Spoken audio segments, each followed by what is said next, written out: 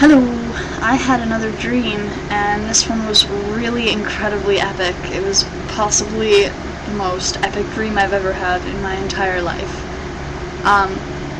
You'll notice it has to be because of the title of this blog. So,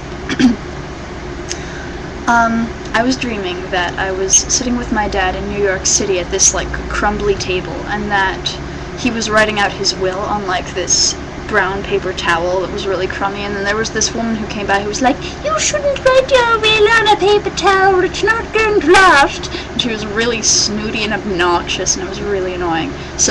But he kept writing it anyway, and, but he wasn't, about to die or anything. He was just writing his, actually, no, he was about to die when he was writing his will.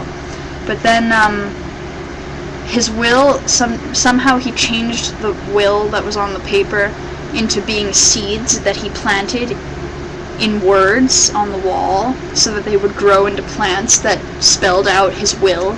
And some of them were really artistically done, some of them were with geraniums and forget-me-nots and all this crazy stuff all on the wall like that. And so then I was all like, wow, this is swell and this is really pretty. But then it was a brick wall, and it was there were bleachers going up, and then there was the brick wall, and that's where his will was. And on the bleachers were all of my dad's friends from, all over, and, they were smoking cigarettes and all kinds of things, and, sorry. So this funeral was going on, and the preacher was like, "Raw, raw, raw, raw, raw, raw." And my dad was there, and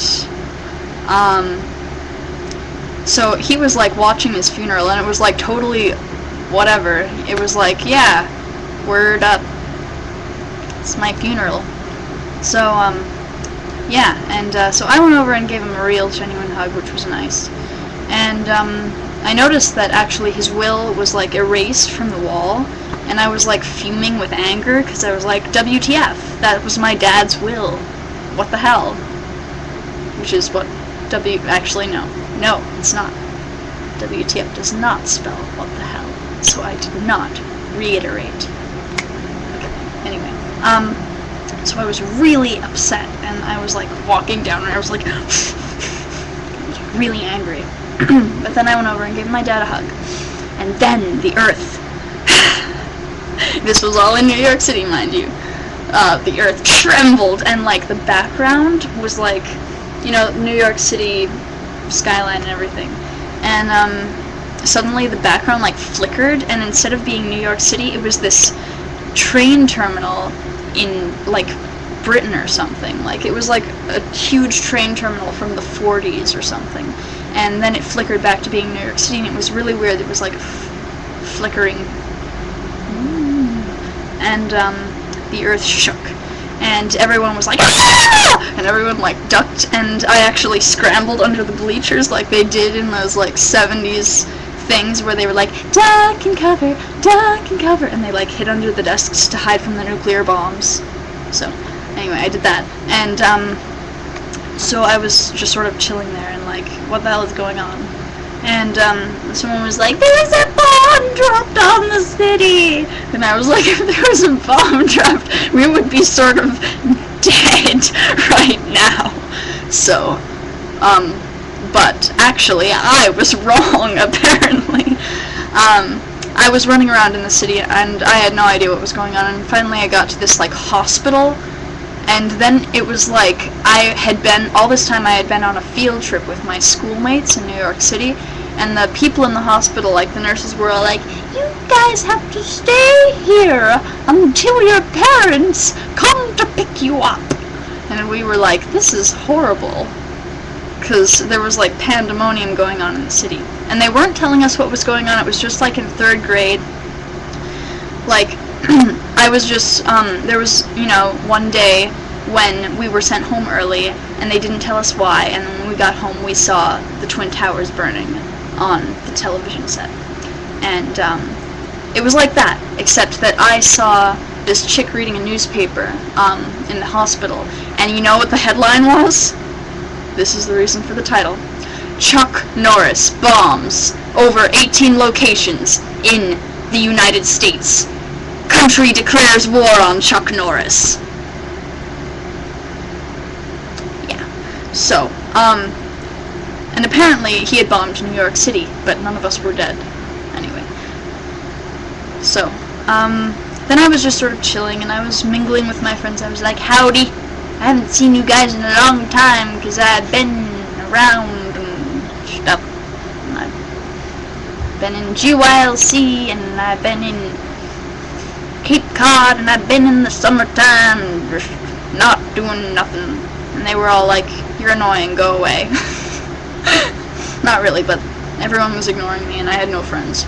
So, but then I found somebody to carpool with on the way back. They were like, your parents are coming to get you, and I had this image in my head of, like, the Great Wall of China, like, winding its way through New York City, except it was a highway, so there were, like, cars on the highway, and there was, like, this little kid's hand that was holding the cars and trying to drive it, and driving it the wrong way because it didn't know the ways of the road, and the car would have driven so much more smoothly if, you know, it had been driving on its own. But, so, yeah. So one of those cars, picked me up and somebody else, I forget who I was driving with, but then we were driving along the highway, and then, on the side of the road, it was all, like, post-apocalyptic and weird. Speaking of which, the other day, it was, like, red outside. The air was red. It was, like, post-apocalyptic, like, literally, this is in real life. It was, like, the sky was red, and the clouds were red, and my skin was red, because the light was red. Everything was red. So, in the dream, we were driving, and then on the side of the road I saw Dan Kea, except he was all, like, I don't know, cheerful. And it's funny, because I saw Dan Kea, and he was not goth, mostly, which is really weird. So, anyway, so we saw him. He was goth in my dream, though, which was funny, because he was normal in my dream and bizarre in real life.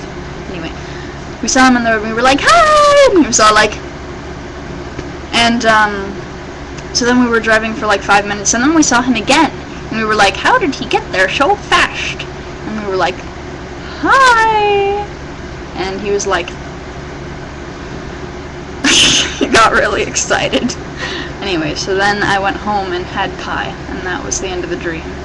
I didn't actually have pie, I just wanted to make the story feel like it had some closure, because that's the way I am. So, no, I didn't have pie. I have no idea what happened after that. It was a really weird dream. Anyway, I just wanted to share that with you because Chuck Norris is really spectacularly epic. And, you know, yeah.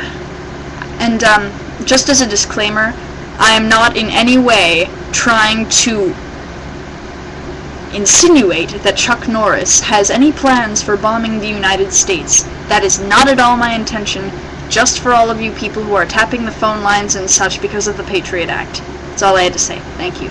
Goodbye.